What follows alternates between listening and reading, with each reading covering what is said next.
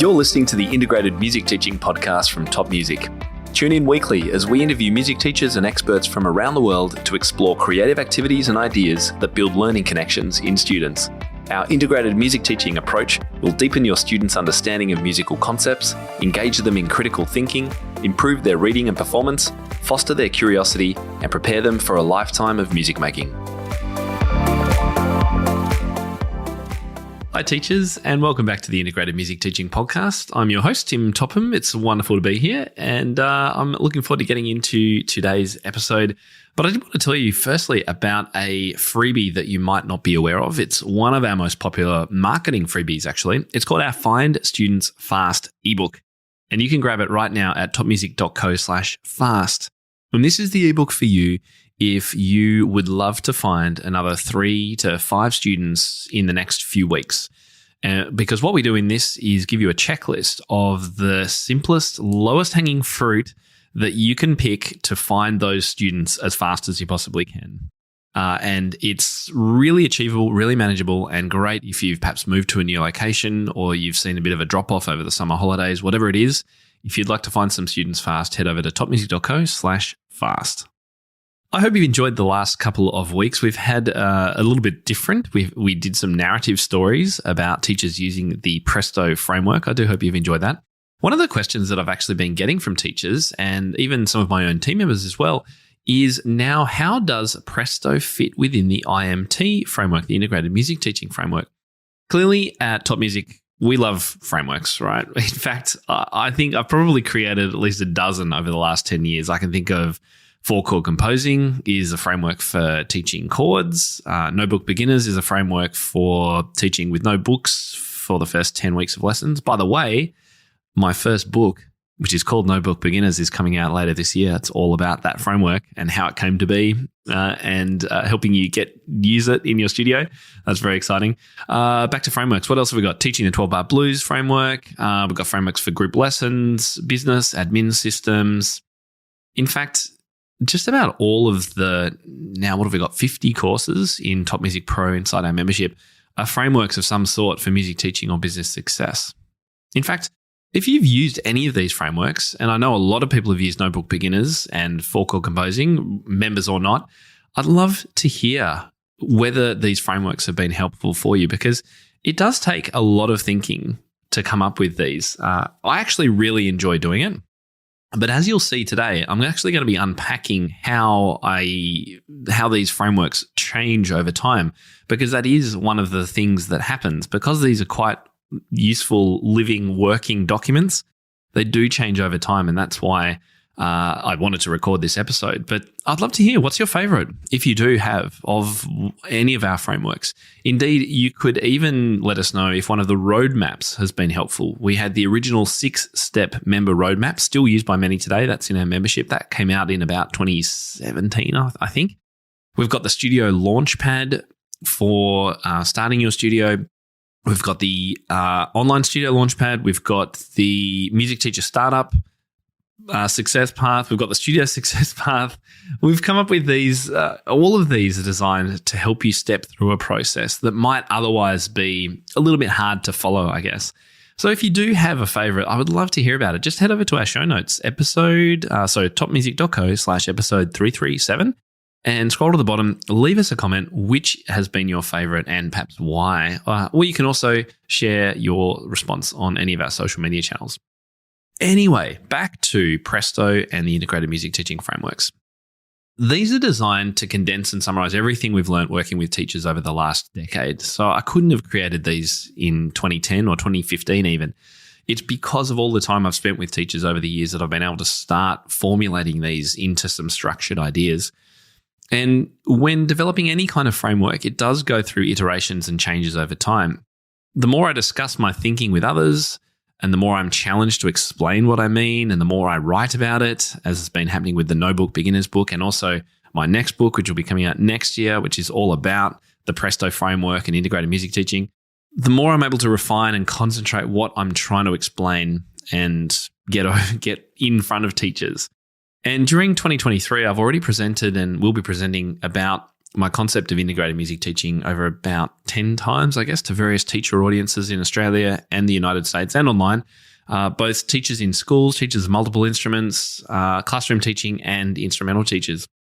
And each time I think more about the framework and how it can be even more valuable to the largest number of teachers. And so I make little adjustments and discuss it in some more detail over here, and then I implement some changes over here. So firstly, let's just talk about what integrated teaching really means. So in simple terms, this all came out of my understanding and realization, I guess, that a lot of traditional teaching was quite linear and segmented. You would do a set of pieces, you would perhaps go for an exam, you do some more pieces, you do your music theory over at the table away from your instrument in a book. That's sort of separate. You do your general knowledge. Maybe if your teacher remembers before your exam, you do some oral tests perhaps. But what I was finding is that my own experience is that many students have very little knowledge of the music they're playing outside the basics, even after 3 or 4 years of lessons. So I'm talking about students who can't tell me what key the piece is in, or the keys relative major or minor, or what sharps and flats are involved in the scale, for example. They don't know the harmony. They can't explain the time signature. They can't recognize patterns and sequences. They're not familiar with left-hand styles. Then they can be really poor sight readers. And the problem is that a lot of this knowledge just isn't being taught in lessons. Or if it is, it's as a disconnected, separate, unrelated activity that you need to do before an exam in a great rush in the 2 weeks before. And sometimes is completely forgotten. There's been lots of times when I've accompanied non-piano students for their exams, like a trumpet student or a violin student, and the teacher will say to me, during the rehearsals, can you just do some general knowledge or oral test with them? And I say, no, that's your job, not my job. But that's kind of how it is. A lot of these functional skills, the below the tip of the iceberg skills, as we call it at TopMusic, just aren't covered in a traditional lesson. The other thing I've realized is that the best way to actually teach all this knowledge is just in time. It's in the lessons at the moment that it comes up, not just in case. And this was brought home to me when I discussed integrated music teaching with Dr. Anita Collins, a neuroscience and music researcher and music teacher over here in Australia, who explained that there is research to back all this up. We're actually going to be hearing next week my full interview about integrated music teaching with Dr. Anita Collins, so do stay tuned to that. But just as a quick summary, students learn best when knowledge is presented in context and in a way that's memorable. That's where something unique or novel happens. And creative experiences are often the best way to do this. They're often the most unique and novel experiences. So rather than doing a creative activity for a bit of fun on the side, which, by the way, is still perfectly okay and a great thing to do, integrated music teaching is where you use the creative activities to be much more powerful because you're thinking of them as these novel experiences that are going to provide meaning and connections for students, and it's going to deepen their understanding of the music that they're playing. So with all of that in mind, we introduced the IMT framework last year to provide a structure for teachers who want to use creativity for more than just an enjoyable break from reading and performance work. To integrate creativity means to use it consciously as a bridge between theory and practice in lessons. And that's what the research tells us is the best way to enhance learning. So as an example, you could do some improvising with a student using a pentatonic scale in the key of D as a fantastic activity. And you can put it on backing track, have a great time. Or you could integrate it. And the way you could integrate this is to make connections between the notes of a pentatonic scale or a scale in general. Let's take D major, for example, and the scales that students are playing in their technical work and the key of the piece that they're playing, which happens to be in D major as well. If we don't make these connections obvious for students and actually explain them, students won't necessarily pick them up. They won't find the connections. So it's a really strong connection to make for students between improvising and making up a melody, which is what improvising is, in the key of D major, and then realizing that the piece of music they're playing is just a written down improvisation in the key of D major. Someone has done what they're doing and they've just come up with a nice melody and they've written it down. So they're creating melodies using the notes of the scale. And why is playing technical work, playing scales valuable? Well, yes, it does help agility and muscle movement and all those kinds of things, and it's a good pattern to know. But students will also value learning that learning scales gives them the notes of the piece of music that they're playing in. So all the notes of the melody, as a generalization, will come from the notes of the scale. These are simple connections that students won't necessarily make themselves, but we can. And that's what it means to integrate. That's what it means to make these connections. Hi everyone, I wanted to take a moment to let you know about an amazing community of music teachers ready to welcome you over at TopMusic Pro. TopMusic Pro is the global hub for music teachers looking to connect, learn, grow, and be challenged in both their teaching and studio businesses. Community members save time by accessing hundreds of step-by-step lesson plans, creative teaching frameworks, business guides, online courses, and workshops.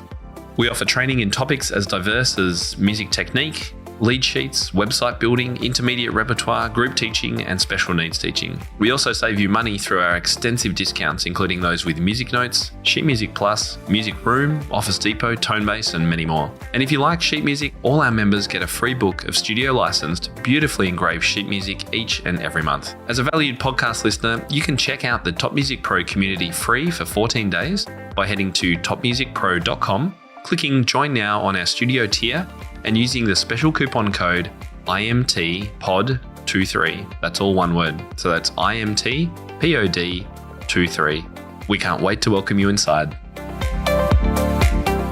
So in order for teachers to be able to implement an integrated approach to creativity, I created a simple 3-step framework, which I explained back in episode 302, and which hasn't changed. There's 3 steps. 1, you analyze the repertoire for musical elements that you may be able to make connections with.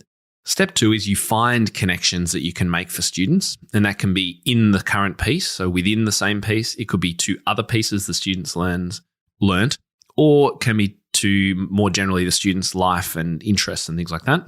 And then you integrate those connections by using some creative activities. So that's the 3-step process, which I'm calling the IMT framework. Analyze, connect, integrate. It's your key to successfully using creativity to bridge that gap between theory and practice. I guess integrated teaching is just the next evolution of creative teaching. It's been so wonderful seeing so many teachers add creativity to their teaching in the last 10 years. However, I believe that we can do much more by integrating it into the lesson fabric as a connected part of the experience, because we can give it more meaning and make it a much more powerful activity than simply having independent creative activities, if that makes sense.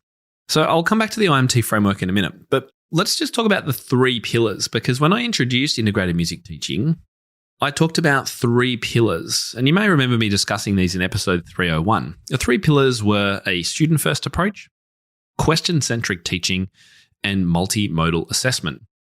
And then during some of my keynote presentations to school at the start of 2023, I refined them a bit further to student-centered teaching, question-centric teaching, and inquiry-based teaching. And I prioritized inquiry-based learning as a pillar of this approach, as it's so important to build curiosity and interest in our students and avoid dictating everything for them.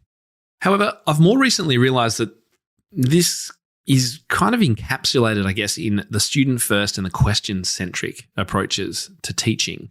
And by the way, I've used student-centered rather than student-led because while it's important to have the student as the center of what we're doing and the focus of our lessons, we shouldn't be led by them. We have to walk this fine balance between working with the student on things that they have interest in and that they want to learn, while also balancing that with the things that we know that they need to learn and that they need to do in order to become a well-rounded musician. So we do walk this fine balance, but it's not about the student being in charge and choosing everything, because that will generally take us down a path that won't give the student everything that they need. And we also don't want to be teacher-centered where we just dictate everything that goes on. That works for very few students successfully, in my opinion, these days. We want to have this approach where there's balance, but the student is at the center. So at the time, I called these the IMT, the Integrated Music Teaching Pillars. However, I've now realized that they actually summarize our most important beliefs about effective music teaching for all teachers and all instruments, and hence they're now our top music teaching pillars that explain what quality music lessons are like. Above all, they are student-centered, question-centric, which is about asking open-ended questions and having dialogue rather than always dictating, and encouraging inquiry and curiosity in students. And thirdly, above all, lessons are creative, of course. Okay, so we've been talking a lot about Presto recently. So how does that fit in? Firstly, if you're not sure what Presto is about, the Presto framework answers a simple question. What do independent studio teachers need to know and do to be successful running a music teaching studio in 2023 and beyond? It's easy to feel overwhelmed by trying to build and run a thriving studio. There's a lot to think about, plan, carry out, remember to do, factor in. It's just a lot. So we wanted to provide music teachers like you with a checklist, a playbook, if you want, something to work through and tick off at each stage of your growth.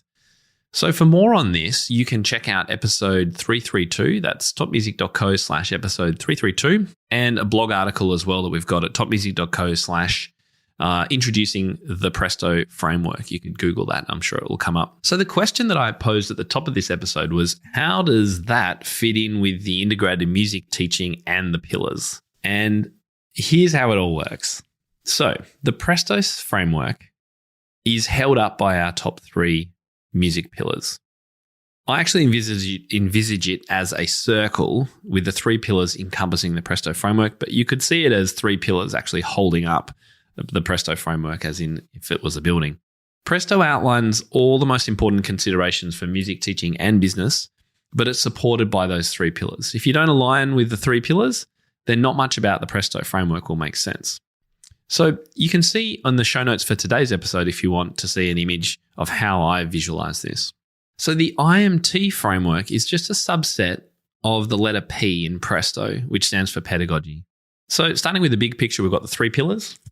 They support and surround the Presto framework. And zooming in on the P of Presto, integrated music teaching is one of our key pedagogy frameworks, along with 4-chord composing and the 12-bar blues and all of those great ones too.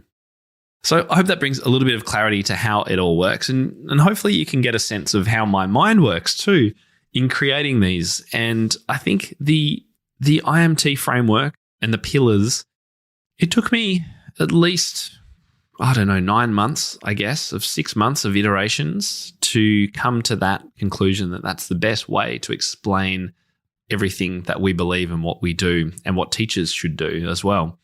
And it started as more of a puzzle diagram. I've used actual pillars and building diagrams, all sorts of things. But I think this is the simplest way to help you all understand what we're trying to create with these frameworks and how they'll help you. So what you'll see in the coming months regarding all of these how they work together is, well, firstly, we've got the TopMusic certification, and that's a Presto-based certification. So we're using that as a foundation. Now, the first cohort actually began this week, which has been super exciting, and we'll be offering a first public cohort at the start of 2024. If that's of interest to you and you're not a TopMusic Pro member, you can get involved then. We're also going to soon be categorizing our blog and podcast information according to the 6 Presto pillars, so that they can become filterable and searchable by the acronym Presto. And we're also working on a brand new "What kind of music teacher are you?" personality quiz, which has been so much fun to put together, which will also speak to aspects of the Presto framework. We're going to release that hopefully in the next month or so. I can't wait for you to try it out and see what kind of teacher you are. And as I mentioned earlier, I've got 2 books on the go at the moment. We've got our No Book Beginners book, which will be released later this year. I think maybe August, September kind of time in 2023. And then I've got another book coming out next year, which I'm really excited to release, which will bring together all my thoughts and ideas over the last 15 years, I guess, of working with music teachers.